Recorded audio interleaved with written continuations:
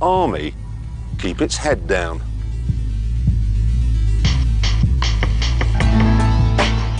The automat Kalashnikov was designed by a Second World War Russian tank sergeant. Mikhail Kalashnikov was outraged by the imbalance of power between his side's single-shot rifles and the German infantry's automatic weapons. He was determined to provide the Soviet Union with a simple but reliable submachine gun. And he certainly did that. The beauty of what he came up with in 1947, hence the name AK-47, is the simplicity.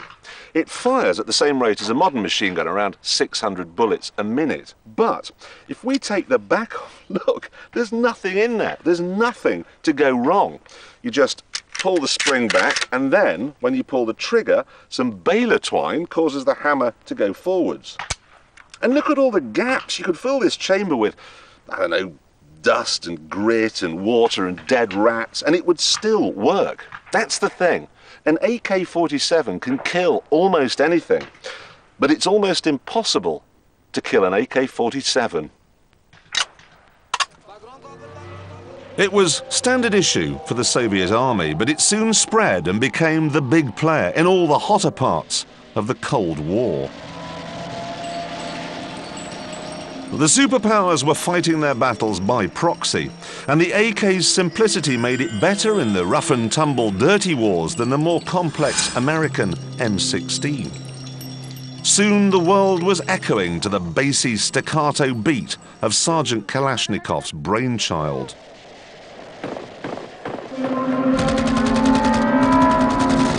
It's claimed that the AK-47 has already killed more people than both atomic bombs. At least 100 million have been produced, which means that every 60th person in the world has got one. It is undoubtedly the most popular gun on Earth. Now you might think Kalashnikov made a fortune from the AK-47, but actually he didn't make a penny. He lives today on a state pension. But that might change very soon because a German company wants to use his name on one of their products. An umbrella. Right. It really isn't exaggerating things to say that the Kalashnikov has altered the balance of world power. When your enemy has automatic weapons, it makes it much more daunting for even a superpower like the US to take on a small country like, say, Vietnam or Iraq. As British and American troops have found, urban warfare is the hardest thing in the world if the other side is armed with machine guns. You see, that's the problem with guns. The power they hand out is indiscriminate. Yes, they give power to the British Army and the police and security guards, but you can buy an AK like this for £60 these days, and that means the power is available to just about everyone. A man's been shot dead and a woman injured after a gunfight. 8 people have been injured after shots. In the UK in 1994, there were 68 gun murders.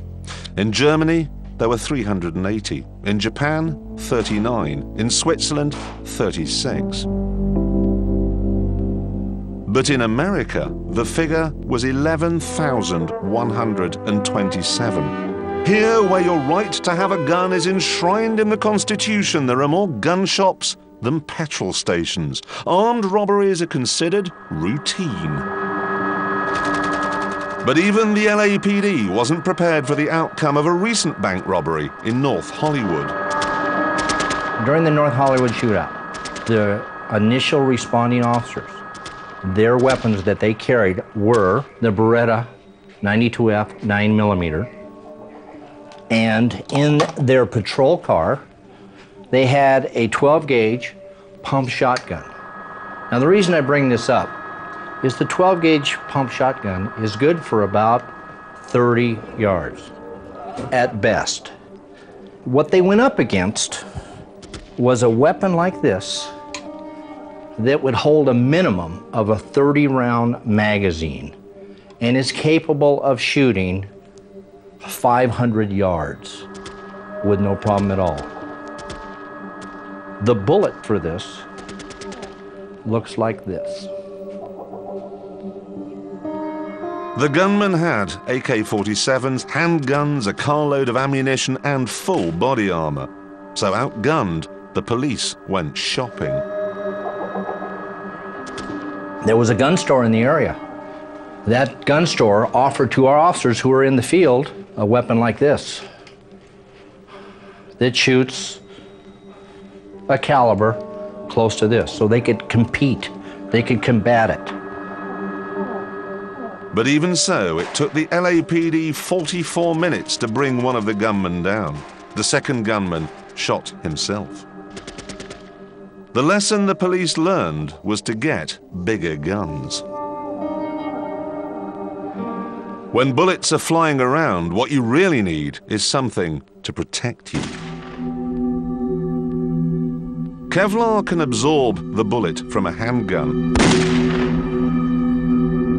But to stop the bullet from a high-velocity rifle, you need solid plates.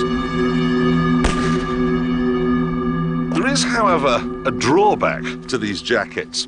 The protection that soldiers are asked to wear today weighs more than a medieval suit of armour. Small wonder that so many soldiers replace these Kevlar pads here with pieces of cardboard, especially as, look at this. This is the best disclaimer I have ever seen. Whoa. This armour is not designed to protect the wearer against rifle fire or sharp or pointed implements. What, like a pencil? And I thought a bulletproof vest was bulletproof.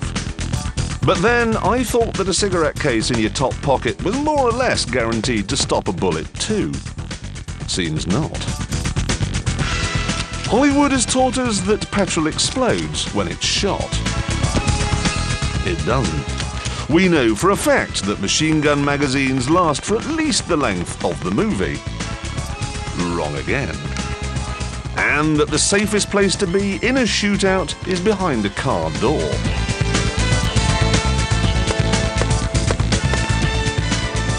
Crikey. The sad truth is that being shot is very rarely only a flesh wound. Away from the glamour of the silver screen, real bullets